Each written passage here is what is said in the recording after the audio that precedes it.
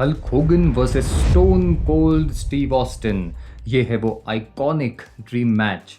क्यों नहीं हुआ रेसलमेनिया 18 पर होगन वर्सेस ऑस्टिन? क्या अर्ली 90s में WCW में ऑस्टिन वर्सेस होगन का प्लान था? क्या होगन की वजह से WCW से फायर हुए ऑस्टिन? क्या आपको पता है कि होगन और ऑस्टिन एक्चुअली रिंग में रेसल कर चुके हैं? कब हुआ था ये मैच? और कौन है इनमें से ग्रेटेस्ट?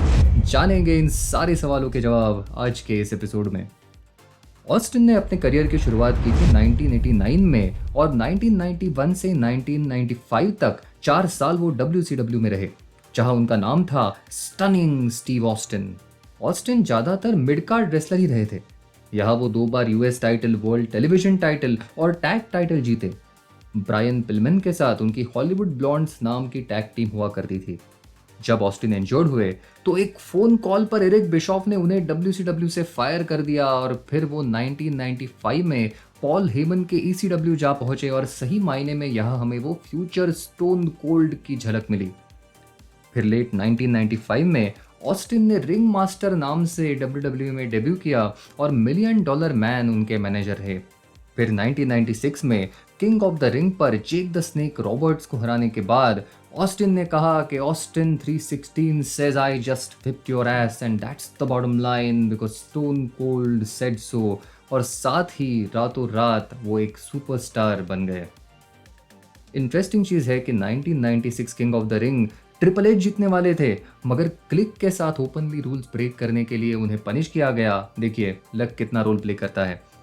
उसके बाद तो हम जानते ही है, Bret Hart, Shawn Michaels, Vince McMahon, Undertaker और रॉक के साथ यादगार फ्यूड्स के साथ ऑस्टिन 1997-98 से 2001-2002 तक फेस ऑफ द WWE रहे और 2003 में रेसलमेनिया 19 पर रॉक के साथ अपने मैच के बाद अपने नेक इंजरी की वजह से वो रिटायर हो गए।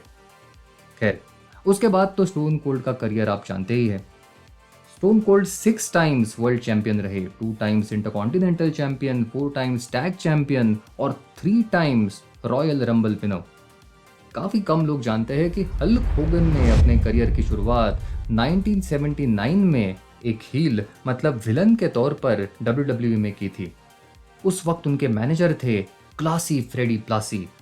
फिर अगले 2 साल विंस मैकमैन सीनियर के विशेष के अगेंस्ट वो दूसरे एक wrestling promotion American wrestling association AWA वहां चले गए। मीनवाइल 1982 में विंस मैकमैन ने अपने पिता विंस मैकमैन सीनियर से WWE खरीद लिया और हल्क होगन को 1983 में वापस ले आए एक फैन फेवरेट के रूप में। जनवरी 23, 1984 यही है वो हिस्टोरिक दिन जब हल्क होगन ने आयरन शेक को हराकर पहली बार वर्ल्ड टाइटल जीता। और तभी कमेंट्री कर रहे गोरिल्ला मॉनसून ने कहा, Hulkamania is here and rest as you know his history. इसी के साथ जन्म हुआ हल्कमेनिया का। Eat your vitamin, say your prayers and believe in yourself. यही टाइम है जब रिंग में आकर हल्क होगन ने अपना टी-शर्ट फाड़ना चालू कर दिया था। हल्कमेनिया चरम सीमा पर पहुंचा मार्च 1987 में जब रेसलमेनिया 3 पर हल्क होगन ने 520 पाउंड के आंद्रे द जायंट को स्लैम करके अपना टाइटल रिटेन किया। 1994 में रेसलिंग दुनिया का नक्शा ही बदल गया जब Hulk Hogan world championship wrestling WCW में चले गए। असली तहलका हुआ 1996 में जब रेसलिंग हिस्ट्री का सबसे पॉपुलर रेसलर हील बन गया और ये शुरुआत थी NWO की। ये मोमेंट आज भी रेसलिंग हिस्ट्री का one of the most shocking moments माना जाता है। फाइनली 2002 में होगन WWE वापस आए और रॉक के साथ रेसलमेनिया 18 पर हमें उनका आइकॉनिक मैच देखने मिला। 2005 समर स्लैम पर शॉन माइकल्स के साथ और 2006 के समर स्लैम पर रैंडी ऑर्टन के साथ उनके मैचेस यादगार रहे। Hulk Hogan 12 times world champion रहे, 6 टाइम्स WWE चैंपियन और 6 टाइम्स WCW चैंपियन। WWE में अपने सेकेंड रन में एज के साथ उन्होंने एक बार टैग टाइटल भी जीता। इंटरेस्टिंग चीज है कि अर्ली 90s में होगन और ऑस्टिन दोनों WCW में थे। अपने WCW दिनों में ऑस्टिन ज्यादातर नाराज थे। उनको प्रॉमिस किया गया सिंगल्स टाइटल रन कभी उन्हें मिला नहीं, जहां हार्ली रेस उनके मैनेजर होने वाले थे।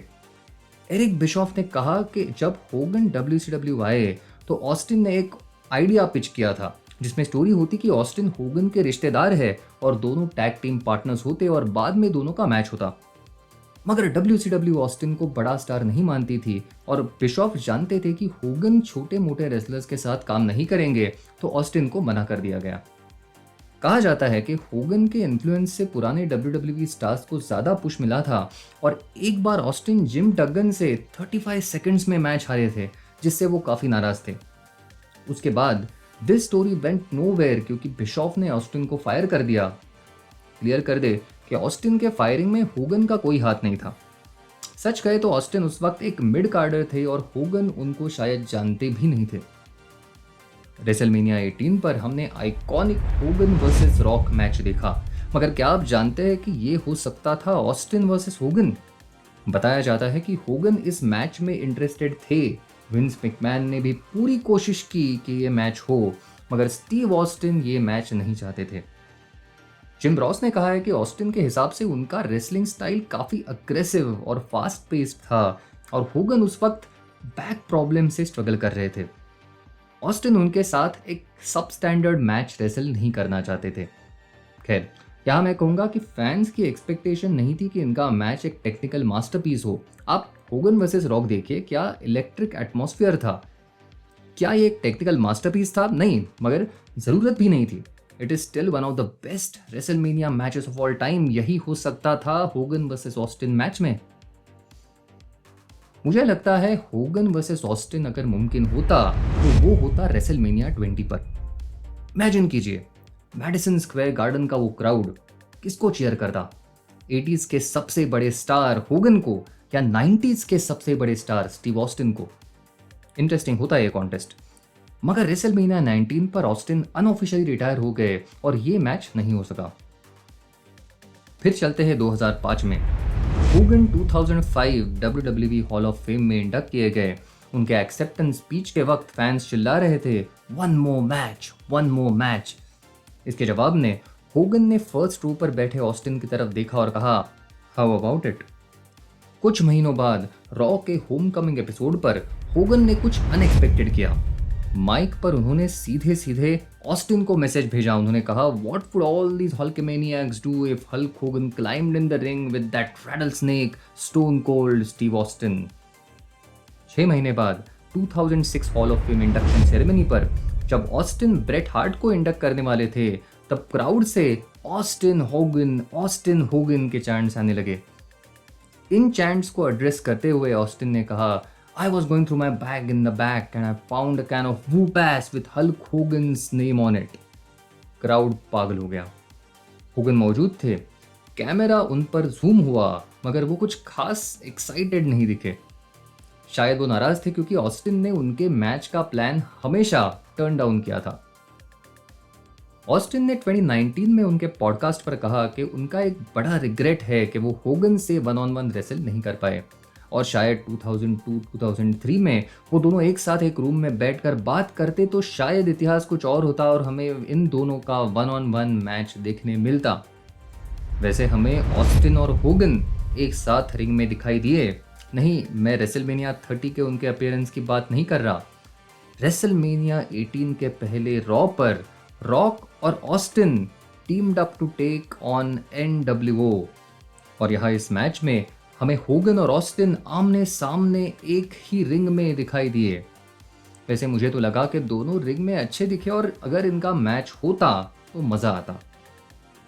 वैसे हाल ही में एक इंटरव्यू में होगन ने कहा कि रेसलमेनिया 40 पर वो ऑस्टिन से रेसल करने के लिए तैयार है। पता नहीं वो सीरियस थे या मजाक कर रहे थे। आज वो 70 साल के हैं और पहले से डेफिनेटली अच्छे शेप में तो है, मगर मुश्किल है। ऑस्टिन ने भी वैसे 2022 में रेसलमेनिया 38 पर केविन ओवेंस को फेस किया, जो 19 साल बाद उनका मैच था और काफ़ी मज़ेदार था, एक्सपेक्टेशन से वे बेटर।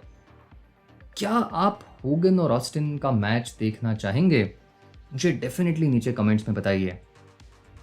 अब बात करते हैं कौन है इनमें से ग्रेटेस्ट।